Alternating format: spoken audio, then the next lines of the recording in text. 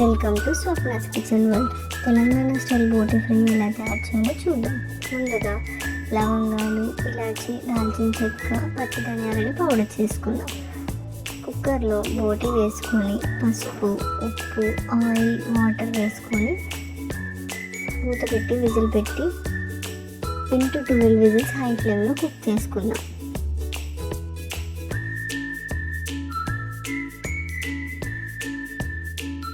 బోటి బాగా కుక్ అయ్యాక ప్యాన్లో ఆయిల్ వేసుకొని ఆనియన్స్ని ఫ్రై చేసుకోవాలి.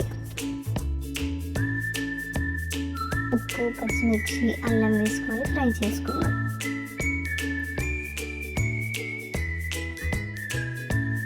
ఇప్పుడు టేబుల్ స్పూన్ పసుపు వేసుకొని ఫ్రై చేసుకుందాం. కుక్ అయిన బోటీని యాడ్ చేసుకొని బాగా కలుపుకోవాలి. ఇప్పుడు సరిపడా ఉప్పు, సరిపడా కారం వేసుకొని బాగా కలుపుకోవాలి.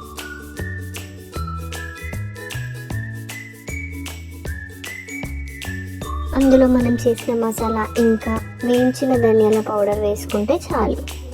ఇప్పుడు పుదీనా, కొత్తిమీర యాడ్ చేసుకొని బాగా కలుపుకోవాలి. లాంగ్ వీడియో కోసం కింద లింక్ని క్లిక్ చేయండి.